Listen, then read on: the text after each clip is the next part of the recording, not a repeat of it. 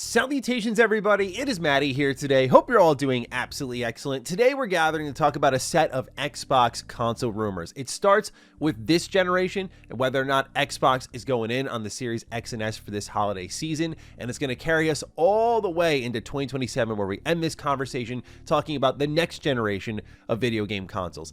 Like many of you out there, I'm mildly jaded about this type of conversation because I feel this has been such an anemic, we're figuring it out style generation. There's been so many layoffs, studio closures, and to already be talking about what's happening next when I feel we're still figuring out so much right now feels a little weird. But however, this is the way the industry is going, and I want to talk about it because over these last couple of days, the rumors have broken out that Xbox is not being stocked in major retailers.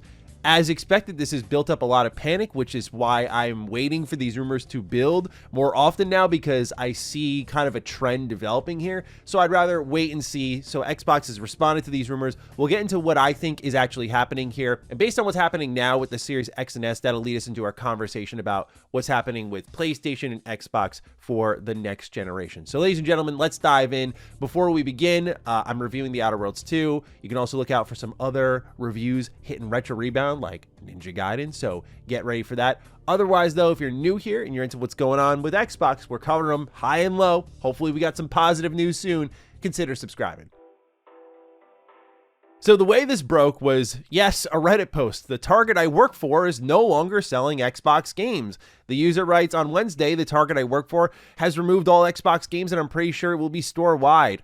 All the games have been discontinued and will most likely go into clearance. All of these years of selling Xbox games, it's weird to see only PlayStation and Nintendo being sold. In 10 years, I'm pretty sure there will be no video games in stores, just download cards. It's definitely going to make me sad due to having so much nostalgia of me spending time in the video game section of stores. I can co-sign that. Like I remember as a kid, just those kiosks with like the screen above the store shelves that you would like play the latest demos on. Those days have been gone for a while, but I think about them every now and again. Like Toys R Us had them. Such good times. But this led to a bunch of other people posting on Reddit what was going on in their Targets, in their Walmarts. You know, what's going on here?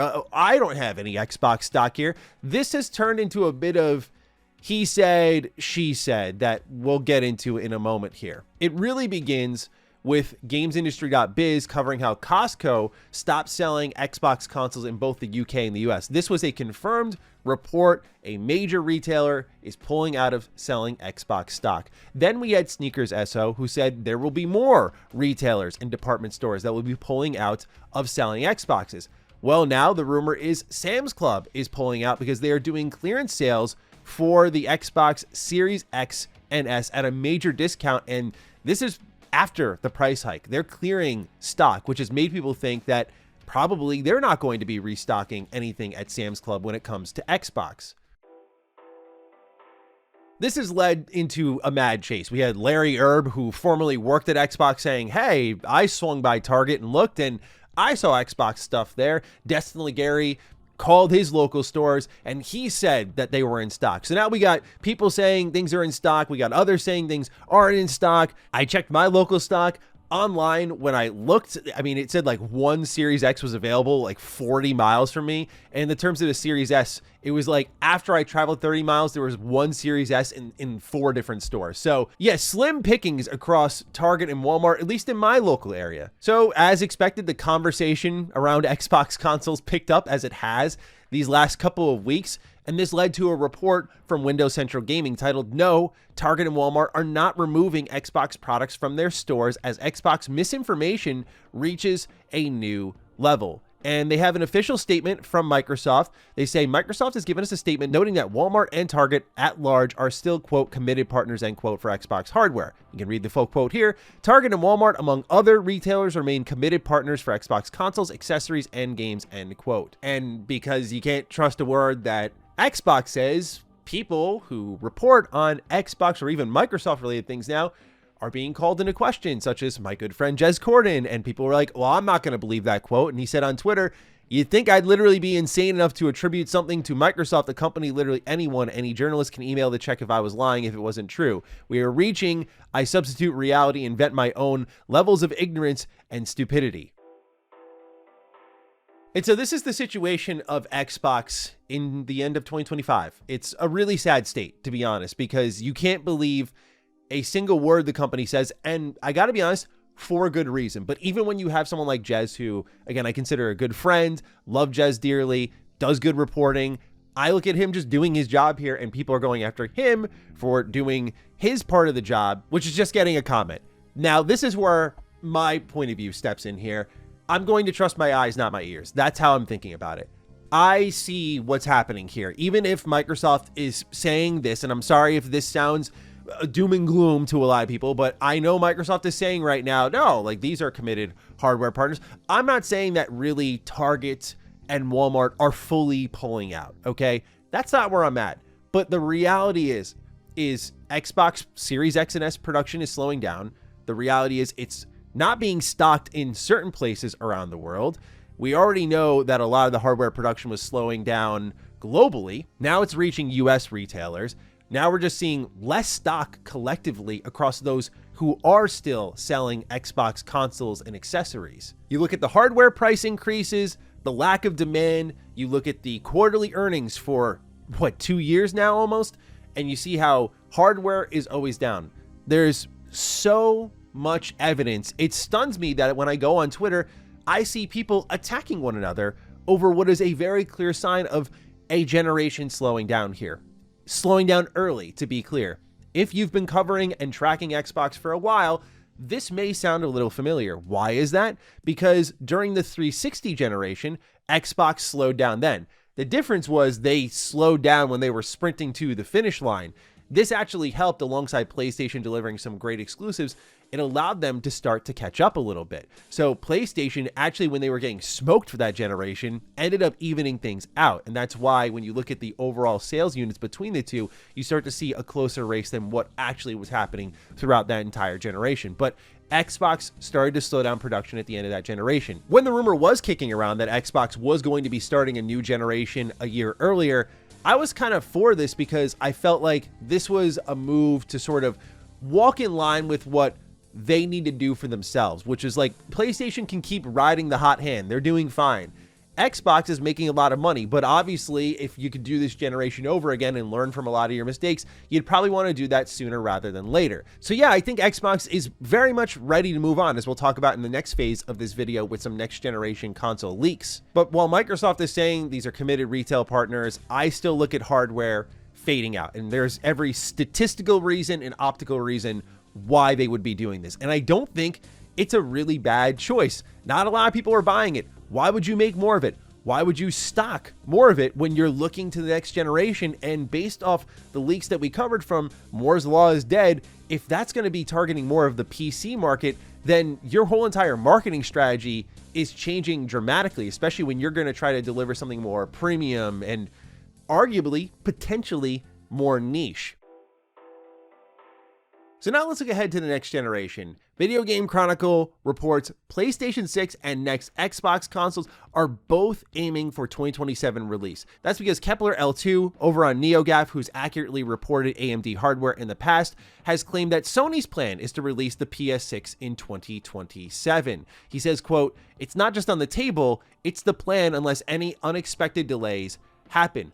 Now, I think this generation has taught us one thing, and it's that the original plan is not always the plan. Like there's always a plan B, C, D, E, F, G, like all the way down the alphabet. Like it just seems, especially in the case of Xbox, as we'll get into a little bit, like, yeah, I think plans have changed a lot, especially with how the global economy has gone. You look at how we had a moment there where it was for a second, oh, no doubt, Nintendo Switch 2 is going to launch in early June. And then all of a sudden tariffs hit. And it's like, are they going to do that? Should they do that? What happens when they have to build more stock, manufacture more stock?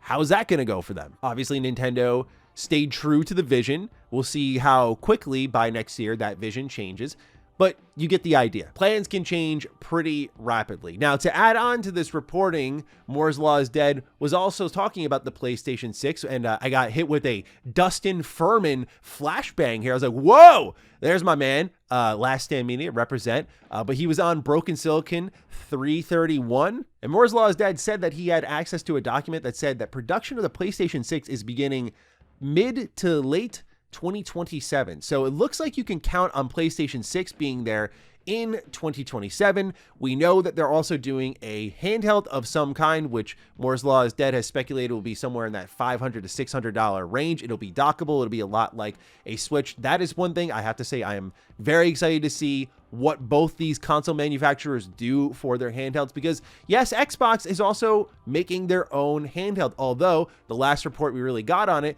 was from Windows Central, where they said that Xbox's first-party handheld had been sidelined for Project Kennen, which is the Xbox Ally that we know now, and is coming out this week. This delay has really shaped the vision of the next generation of Xbox consoles, because SteamOS dropped around the time of this rumor, and it scared the life out of Microsoft so much that they really doubled down on stripping away a lot of the Windows bloat, making Windows more of a gaming-friendly operating system, getting the best performance, the best battery life out of it. Again, we'll see with the Xbox Ally and the new UI and how everything's going there, if they have actually set themselves up for success in that department. For those who are wondering, by the way, I don't have one for review, at least not yet.